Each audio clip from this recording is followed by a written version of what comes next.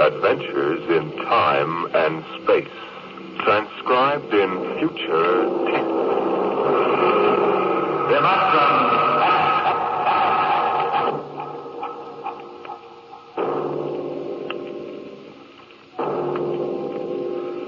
The National Broadcasting Company, in cooperation with Street and Smith, publishers of astounding science fiction, bring you Dimension X.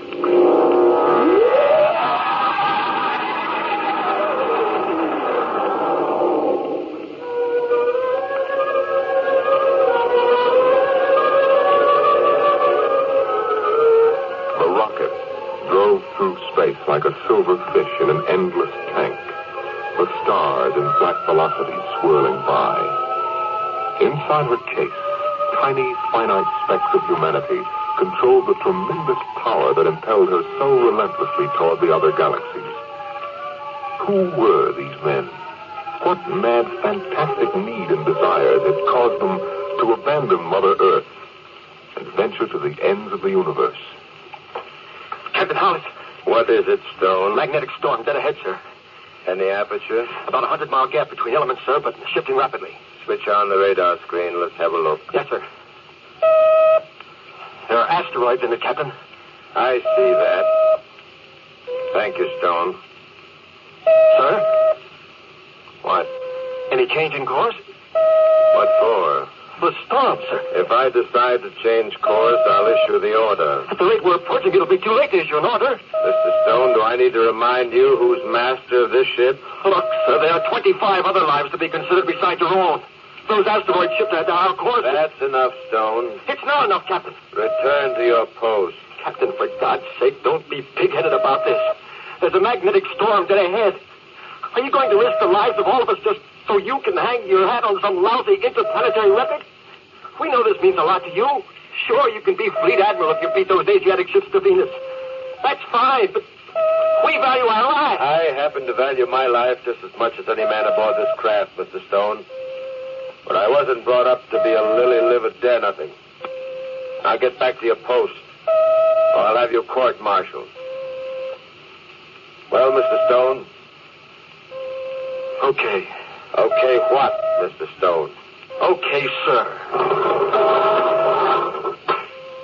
Impudent young pig. Maybe he's right, Lewis. Well, you stick to being ship's doctor. You're good at that. I'll navigate this fish. You're the captain. Only I'd hate to pile up on some little asteroid, especially when a simple thing like changing course. Simple thing? Do you know what a change in course would mean? The slightest deflection would throw us 1,000,000 miles off at this speed. It'd take days to get back on the vector. By that time, one of the Asiatic ships would have landed on Venus and claimed the whole blasted planet. We're in a race, Charles. Well, suppose they did claim Venus. There's nothing but rocks and jungle anyway. It isn't that. It's the idea of someone beating us. You know, Lewis, I always get a little bit jittery when men are willing to die for symbols. You're a cynic. Maybe. Get Mollis. Get Mollis. Hollis, what is it, Lester? Captain, the radar tracking shows a foreign object dead ahead. What? Check your screen, sir. Good Lord, the whole blasted storm has shifted dead on. Engine room. Mission chamber. Fire up your starboard cyclotron. Aye, sir. You can't make it in time, Lewis.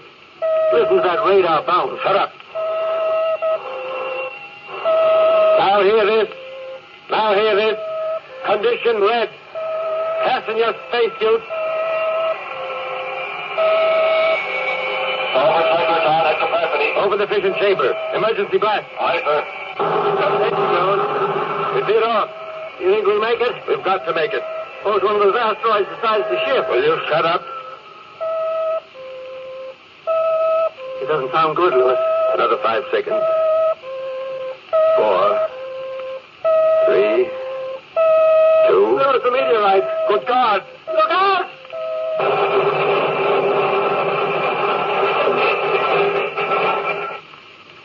Hello? Hello, anyone? Can you hear me? I can see you floating out there. Can you hear me? For God's sake, answer if you can. I don't want to just float out here alone. Stone, is that you? Who is it? Captain Hollis. What happened?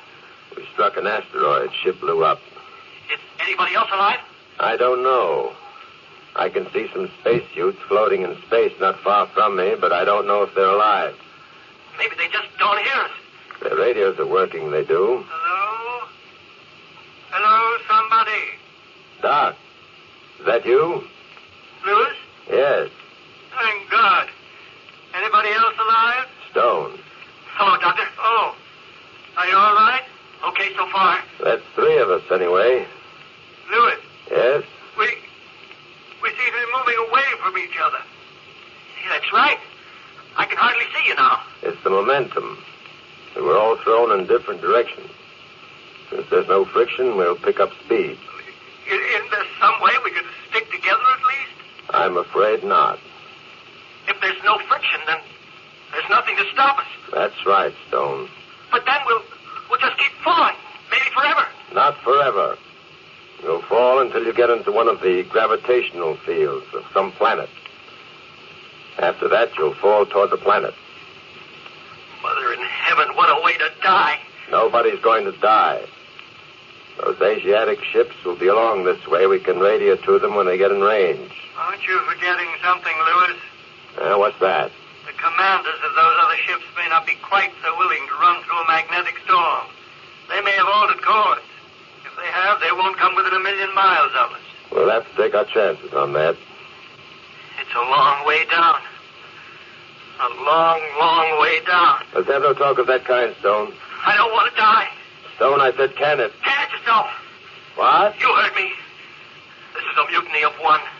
Don't try to put your rank on me now, mister. You'll be 10,000 miles away in another hour. So help me, I'll have you court-martialed when we're picked up. Let's not kid ourselves. Nobody's going to be picked up. I've got a few things to get off my chest before we lose contact with each other. Don't let it drop. Let him talk. Thanks. Your ship was a bad ship, and you were a bad captain. I hope you break when you hit the moon. Thanks for the goodwill, Stone. That isn't all. I believe there are different kinds of deaths, Captain. Just as there are different kinds of lives. Yours should be pretty interesting because you've been dead for years. Stone! Let him. When was the last time you had an honest human feeling, Captain? I'll bet you don't even remember when. I don't think you're capable of any kind of strong feeling. Do you have a wife, Captain? I'll bet she won't miss you one bit. Children? I have a son, little boy. Maybe he'll grow up to be a hero like his daddy. A tin hero with a piece of stone where other men have hearts. Are you quite finished? I've said it. Well, so long, Doc. So long. I'm headed for the sun. Somehow I don't like the idea of falling into the sun. I'm going to take a quicker way out. No, Stone, don't be a fool. I'm going to smash the faceplate on my helmet and let the oxygen escape. Stone, don't do it. We're going to be rescued. Stone. See you all in some other universe. God have mercy. He was headed for the sun. I can barely see him now. Looks like Mercury for me. How about you, Lewis? I'm headed for Earth. Funny, isn't it? That I should be going back to Mother Earth this way. I'm nothing but a human meteor, Charles. When I hit the Earth's atmosphere, I'll burn like a match.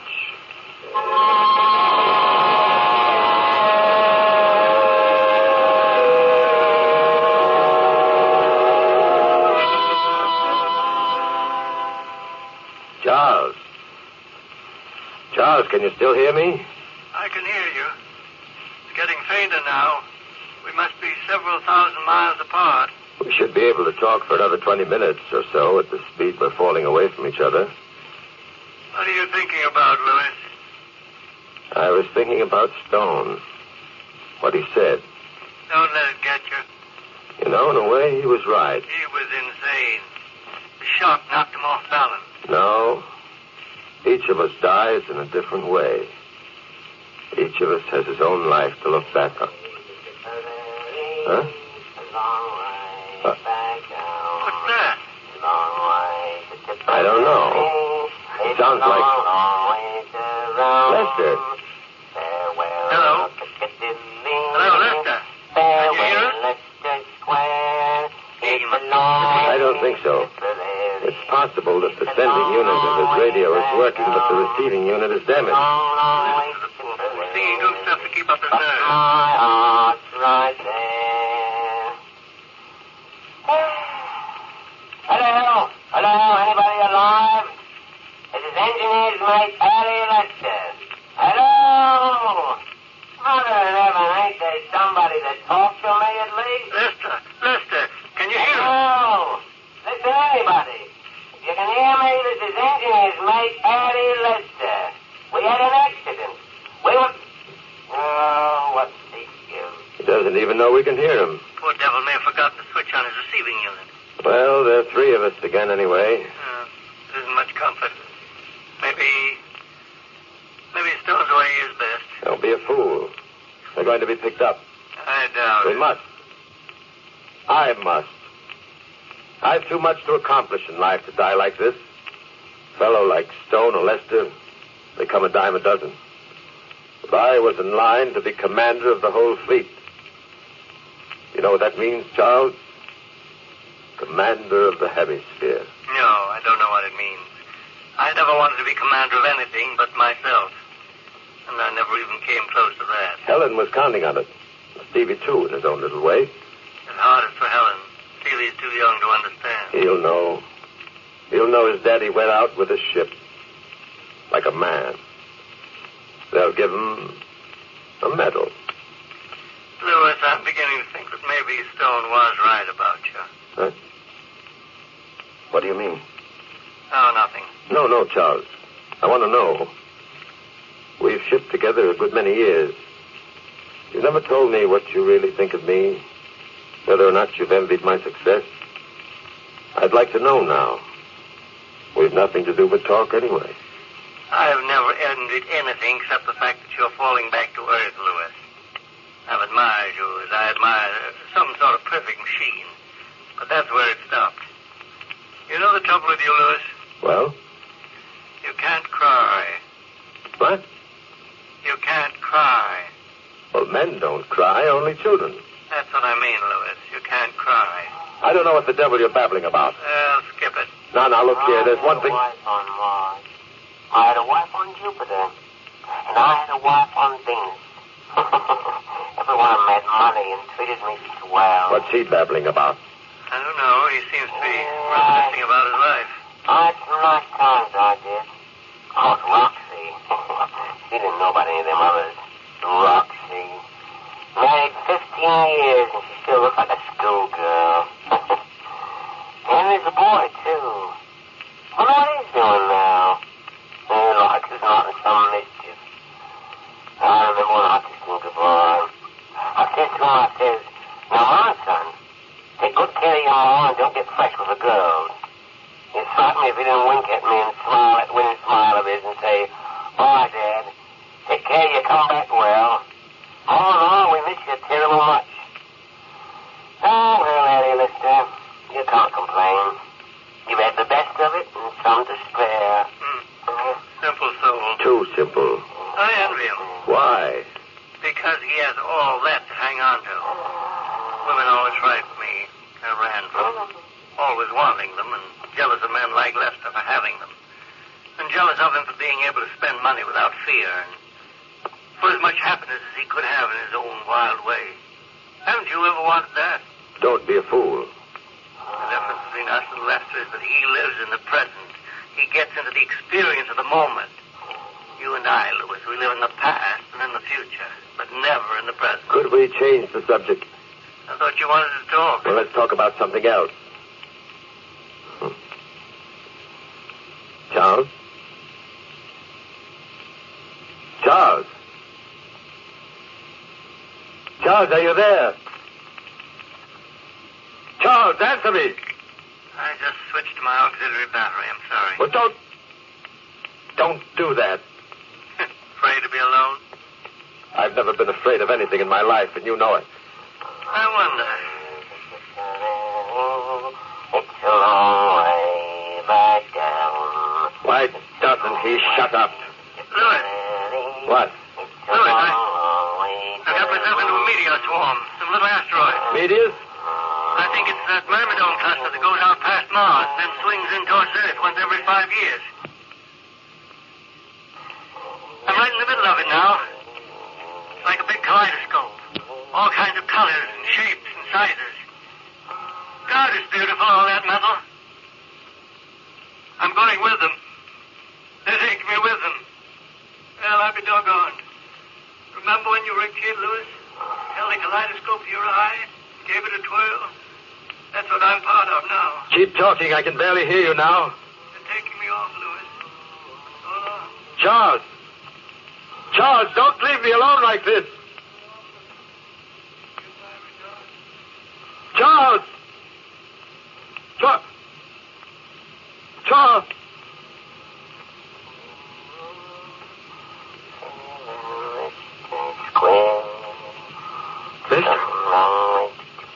Lester! Lester, can you hear me? Oh, it's a good time. I got drunk once and gambled away $1,000. Why don't you shut up? Then there was the time Roxy and I made love on the sand down at Oldgate Bridge. It's all over, Lester. It's just as if it never happened. And Annie, you've no regrets, really. What good does it do you, you fool? When the thing's over, it's not good anymore. You're no better off than me. Look at what I've accomplished. Roxy. You floating there, languishing over some skinny, misbegotten slut of a wife. Roxy. My wife is beautiful. Understand? Beautiful. Like marble. Well, Like chiseled marble. You'll find herself another man. She'll have some more good times. No, she won't. She'll be faithful to my memory. Helen, you will be faithful, won't you? You'll never forget me. It's a long way. I won't listen. I switched off my radio.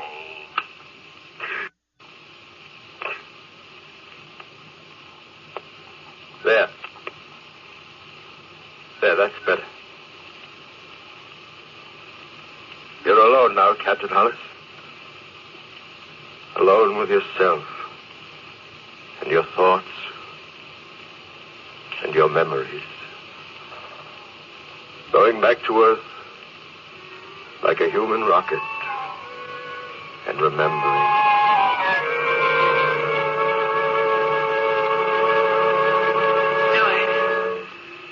Louis, is that you? Yes, Helen, it's me. I've missed you. Have you? Didn't you know? But I thought... we quarreled. Oh, I've forgotten about that. I had some trouble, Helen. We won't talk about it. You're home now. That's the important thing. Stevie is so excited. Stevie, where is he? Right here, darling. Stevie? Steve? Daddy! Hello, son. You're going to stay with us this time, aren't you, Daddy? You're going to stay home and we'll go fishing and play ball together, just like you promised. Well, Stevie... I'm collecting seashells, Dad. I've got a whole collection of all different colors. Would you like to see them? Yes, I would, son. I'll go up and get them. I've got them in my room. Don't go away, Dad. I'll be right back. I won't go away. He's, quite a little guy, isn't he? I'm glad you're finally getting together with him. What? What do you mean, Helen? You've always seemed so, detached from him.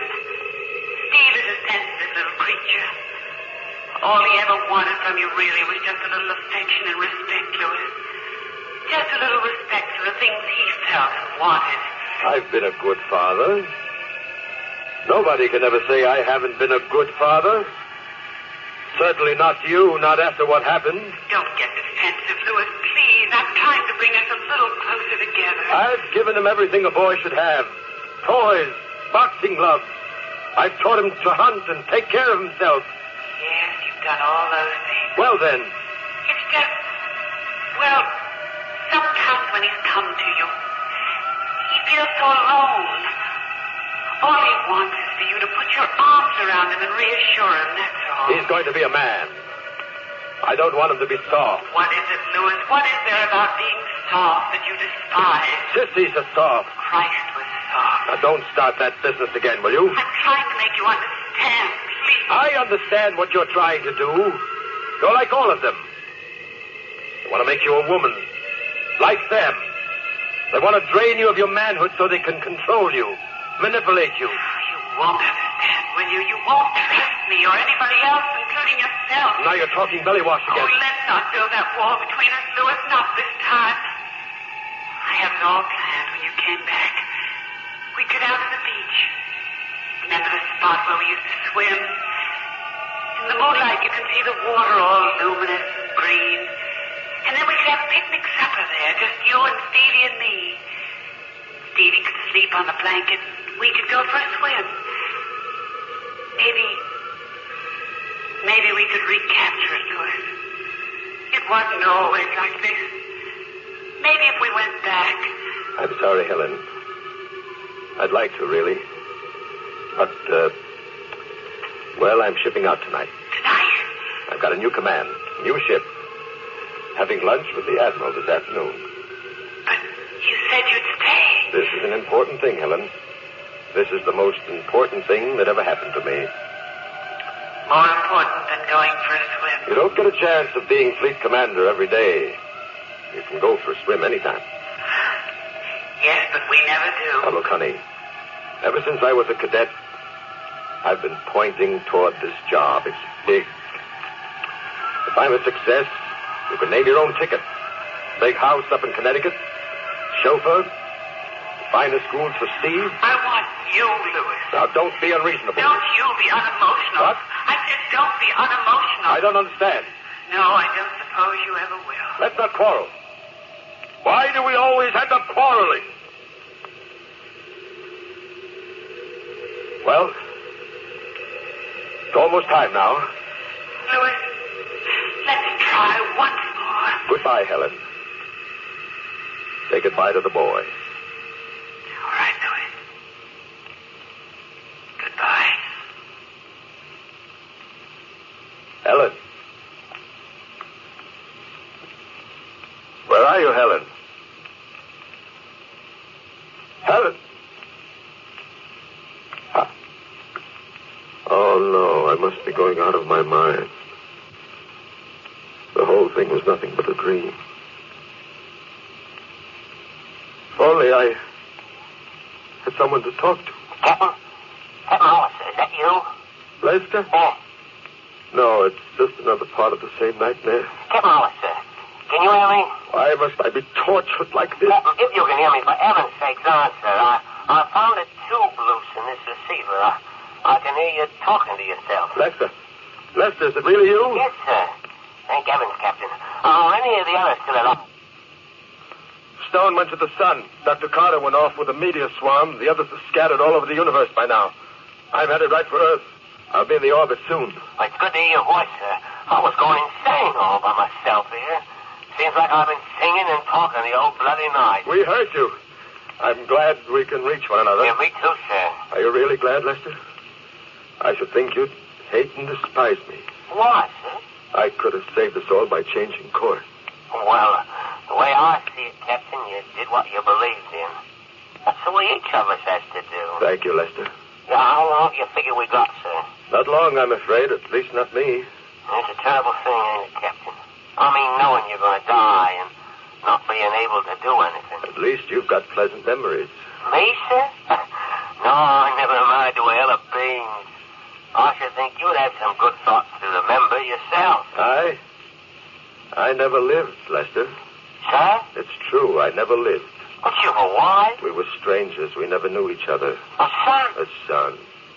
Lester, would you believe it if I told you I'd never put my arms around the boy and let him know how much I loved him? Oh, that's hard to believe, sir. It's true.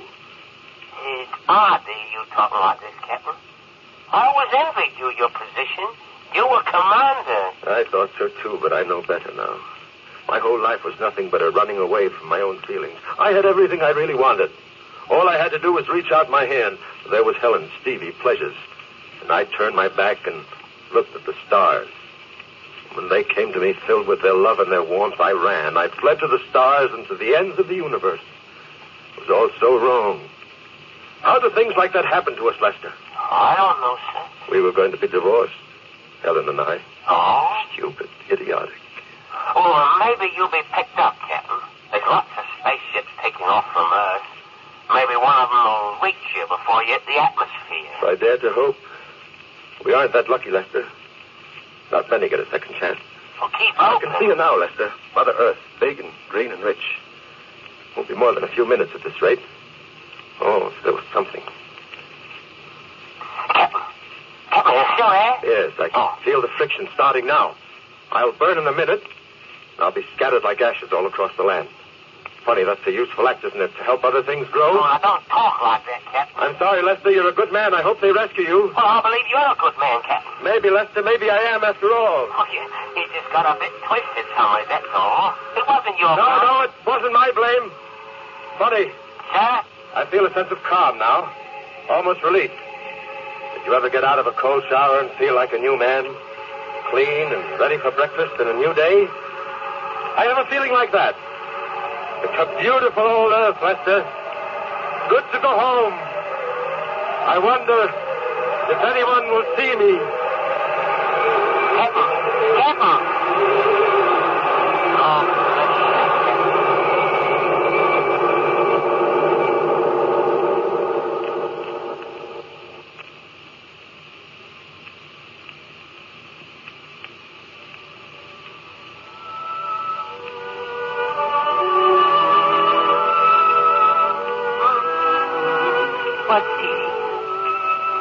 Down to the beach tonight? I don't know. I just wanted to see the ocean and the stars. Are you cold? No. Mom? Yes, darling. When's Dad coming back? I don't know, Steve. I don't know. Mom? Mm-hmm. What's the matter between you and Dad? Matter? Oh, nothing you'd understand. Don't you love each other? I suppose in a way we do. It used to be quite different. Long ago, when you were a tiny, tiny baby, your father and I used to come down here and swim at night. I was the first girl he ever loved. And then somehow, something happened. He got frightened or something, and we sort of lost each other. Oh. Come here, Steve. What's wrong, Mom? Oh, I just feel a little chill. Perhaps we'd better be getting back. It's almost your bedtime. Okay, Mom. Mom, look up there. A falling star. Yes, I see it. It fell right this way. Did you see it, Mom? A falling star. Make a wish, son. Make a wish.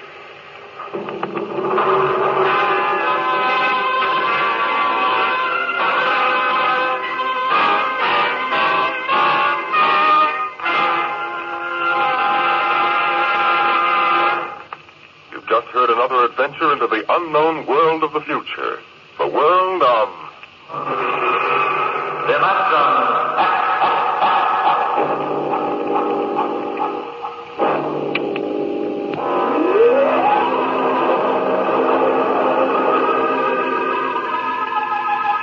Dimension X is presented transcribed each week by the National Broadcasting Company in cooperation with Street & Smith, publishers of the magazine Astounding Science Fiction. Today, Dimension X has presented Kaleidoscope, written for radio by George Lefferts from the story by Ray Bradbury. Featured in the cast were Joe DeSantos as the captain, Leon Janney as Lester, and Joan Alexander as Helen. Your host was Norman Rose.